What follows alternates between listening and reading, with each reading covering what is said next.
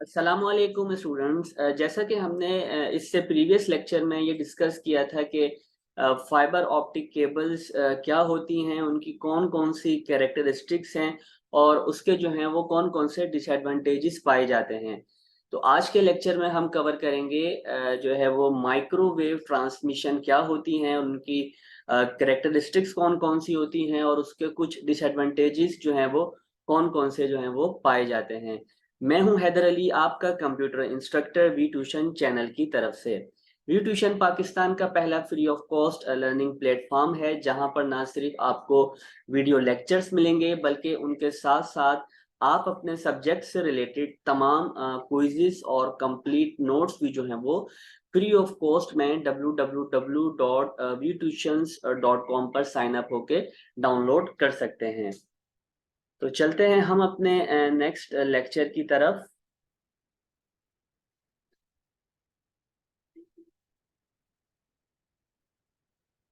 Chapter 3 data communications, lecture number 8 है data communication media में part 3। जो आज हम डिस्कस करेंगे कि माइक्रोवेव ट्रांसमिशन क्या होता है, उसकी खुसूसियात कौन कौन सी होती हैं और उनके कौन कौन से जो हैं वो नुकसानात पाए जाते हैं।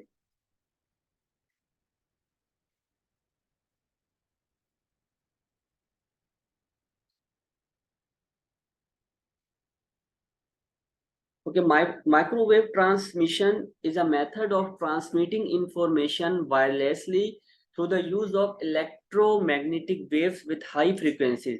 देखिए, माइक्रोवेव जितनी आपने जो इससे पिछली टाइप्स पढ़ी थी ट्रांसमिशन की, उसमें हम क्या कर रहे थे, फिजिकल जो है वो कनेक्शंस के जरिए जो है, या आप कह लें कि केबलिंग सिस्टम के जरिए जो है वो हम डेटा को ट्रांसमिट करवाते थे। लेकिन माइक्रोवेव ट्रांसमिशन में क्या होता है कि आप का जो ट्रांसमिशन होती है डेटा की, इंफॉर्मेशन की जो आप ट्रांसफर कर रहे होते हैं, वो आपका वायरलेस होता है। और वो जो फ्रिक्वेंसीज, हाई फ्रिक्वेंसीज के जरिए मूवमेंट हो रही होती है उन डेटा ट्रांसमिशन की, वो होती है आपकी इलेक्ट्रोमैग्नेटिक वेव्स की मदद से। ठीक है, यानी कि माइक्रोवेव ट्रांसमिशन एक ऐसा मेथड होता है इंफॉर्मेशन को ट्रांसफर करने का, जो कि हाई फ्रीक्वेंसीज पर जो है इलेक्ट्रोमैग्नेटिक वेव्स की मदद से वायरलेसली डेटा को ट्रांसफर कर रही होती है। इलेक्ट्रोमैग्नेटिक वेव्स किसको कहते हैं? देखें, इलेक्ट्रिक फील्ड और आपकी जो है मैग्नेटिक फील्ड की जब कॉम्बिनेशंस होती है, तो उसको मिलाने से, उनकी कॉम्बिनेशन से जो है एक एनर्जी जनरेट होती है, जिसको इलेक्ट्रोमैग्नेटिक वेव्स कहा जाता है। तो इसकी मदद से जो है वो माइक्रोवेव ट्रांसमिशन में डेटा एक जगह से दूसरी जगह पर ट्रांसफर होता है।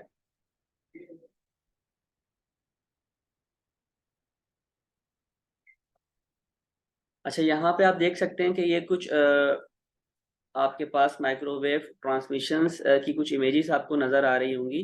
ठीक है, ये इमेज आप देख लें।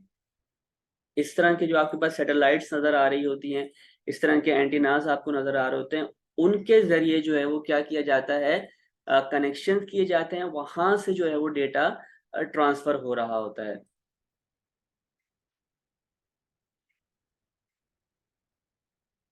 अच्छा, इसमें आप देखें कि ये दो आपके पास माइक्रोवेव ट्रांसमिशंस लगी हुई हैं और यहाँ पर एक इमेज के थ्रू समझाया गया है कि इसमें क्या होता है कि जब आप डेटा इन माइक्रोवेव ट्रांसमिशन के जरिए ट्रांसफर कर रहे होते हैं, तो इसमें जो इनकी वेव्स होती हैं वो यहाँ पे वीक हो जाती हैं। तब वीक होती हैं जब आपका जो है वो कुछ क्लाइमेट में तब्दीली आ रही होती है, या बारिश हो रही है, या कोई धुंध की वजह से जो है आपके क्लाइमेट में चेंज आ रहा है। ठीक है, इस तरह की, या फिर स्नोफॉल हो रही है, तो वहां पे क्या होता है कि जो उनके सिग्नल्स होते हैं वो क्या होना शुरू हो जाते हैं, अपनी जो उनकी रियल क्वालिटी होती है उससे समझ लें कि वो चेंज हो जाते हैं। तो चेंज होने की वजह से उनके सिग्नल्स में प्रॉब्लम्स क्रिएट होती हैं और वो ट्रांसफर होने में मसला करते हैं।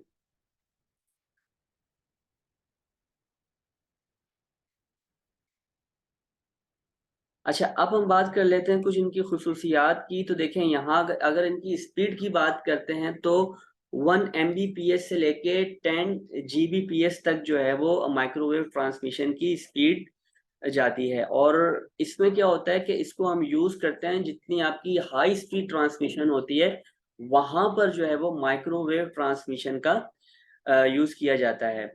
Information is sent via microwave from ground based transmitting and receiving station। इसमें क्या होता है कि इंफॉर्मेशन को जो है वो सेंड किया जाता है, इसमें आपके पास ग्राउंड बेस्ड जो है वो ट्रांसमीटर्स लगे होते हैं और रिसीवर्स स्टेशंस लगे होते हैं। उनकी मदद से जो है वो आप डेटा को एक जगह से दूसरी जगह ट्रांसफर कर रहे होते हैं। या आप इस इमेज में देख सकते हैं कि इस तरह के आपके पास जो है वो माइक्रोवेव ट्रांसमिशंस होते हैं।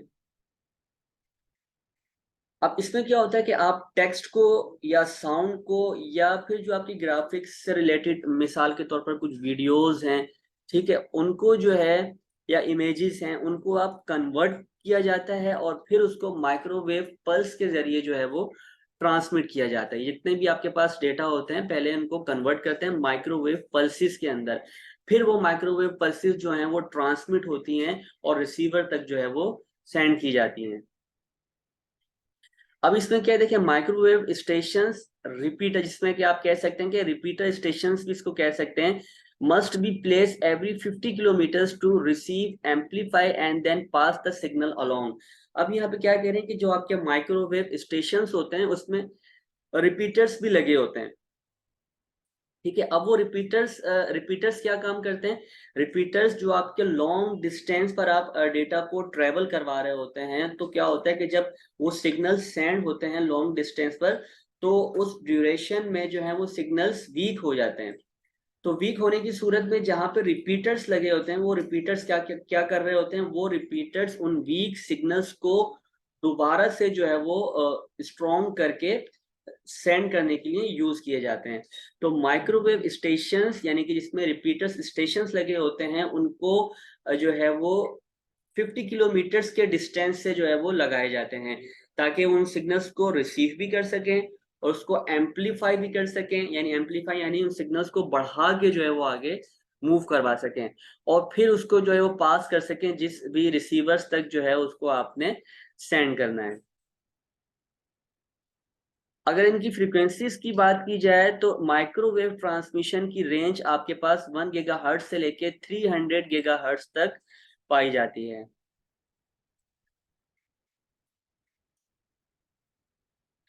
अच्छा, अब देखें यहाँ पे क्या है, कुछ इसके डिसएडवांटेजेस देख लेते हैं। It can not pass through the obstacles, ठीक है। जैसे कि मैंने आपको बताया था कि इसमें क्या होता है कि डेटा सेंड नहीं हो पाता अगर उनके दरमियान में ऑब्स्टेकल्स आ जाएं। ऑब्स्टेकल्स का मतलब यहाँ पे कोई रुकावट आ जाए। अब रुकावट किस तरह की हो सकती है, जैसे कि इस इमेज में आप यहाँ पर देख लें, इस इमेज में मैंने आपको बताया कि एक आपके पास माइक्रोवेव ट्रांसमिशन एंटीनास एक यहाँ लगा हुआ है और एक इस तरफ लगा हुआ है। और किसी भी मौसम की तब्दीली की वजह से, मिसाल के तौर पर जो है वो बारिश हो रही है, तो जो इनके सिग्नल्स होते हैं इस फॉर्म्स में आपको जो इलेक्ट्रोमैग्नेटिक वेव्स में नजर आ रहे हैं, ये क्या होता है कि जब बारिश उन सिग्नल्स पर ड्रॉप होती है तो उनके सिग्नल्स क्या हो जाते हैं, स्कैटर्ड हो जाते हैं या एब्जॉर्प्शन हो जाती है वहां पर। तो उनके सिग्नल्स की वीक होने की वजह से जो है वो डेटा ट्रांसफर होने में प्रॉब्लम्स क्रिएट होती हैं। तो ये भी जो है वो उसके एक डिसएडवांटेज में शुमार किया जाता है।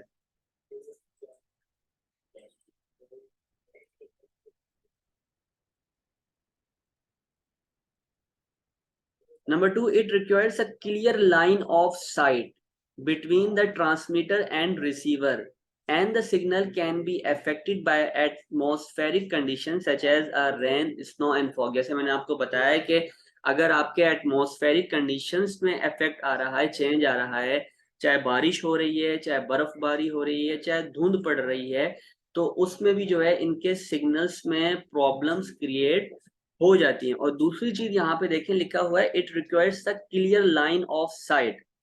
अब देखें क्लियर लाइन ऑफ साइट का क्या मतलब है, इसी इमेज को दोबारा से समझते हैं। देखें क्लियर लाइन ऑफ साइट का मतलब ये है कि यहाँ पे एक ट्रांसमीटर का यूज किया गया है, एक यहाँ पे किया गया है, ठीक है। यानी एक ये एंटीनास यहाँ पर है और एक दूसरी तरफ लगा है। अब क्या होगा कि यहाँ जो सिग्नल्स आमने सामने जा रहे हैं, उनके दरमियान में जो है कोई बादल ना आए, ठीक है, कोई बारिश की वजह से रुकावट ना हो, कोई धुंध की वजह से रुकावट ना हो, इसलिए भी जो है वो इनको यूज किया जाता है। और अगर बादल की वजह से आप बात कर लें तो इनको बहुत ज्यादा हाई हाइट पर जो है इन एंटीनास को लगाए जाते हैं इसी वजह से, ताकि इनकी जो फ्रीक्वेंसीज है, इनके जो सिग्नल्स होते हैं वो ड्रॉप ना हो सकें। तो लाइन ऑफ साइट का मतलब यही है कि इनको स्ट्रेट फॉरवर्ड में जो है आप सिग्नल्स को ट्रांसफर करवा रहे होते हैं। तो जितनी हाइट पे इनके एंटीनास लगे होंगे उतनी ही ज्यादा इनकी फ्रीक्वेंसीज स्ट्रांग होंगी और वो ठीक से जो है वो डेटा को ट्रांसफर करने में यूज की जाएंगी।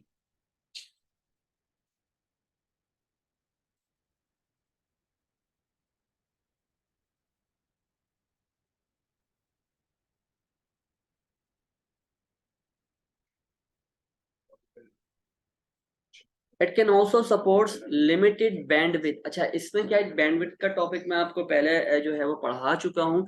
तो इसमें जो है वो लिमिटेड बैंडविड्थ का यूज किया जाता है।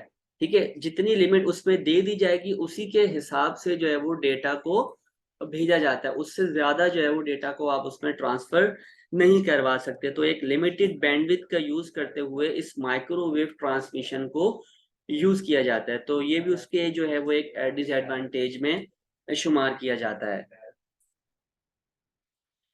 तो ये था हमारा आज का लेक्चर जिसमें हमने कवर किया डेटा कम्युनिकेशन मीडिया पार्ट 3 में माइक्रोवेव ट्रांसमिशन किसे कहा जाता है, और उसके जो है वो कैरेक्टरिस्टिक्स कौन कौन सी होती हैं, डिसएडवांटेजेस क्या होते हैं। ठीक है, और कौन सी रुकावट की वजह से जो है वो डेटा सेंड होने में प्रॉब्लम्स क्रिएट हो जाती हैं। तो मिलते हैं इंशाल्लाह नेक्स्ट वीडियो में, तब तक अपना बहुत सारा ख्याल रखिएगा। अल्लाह हाफिज।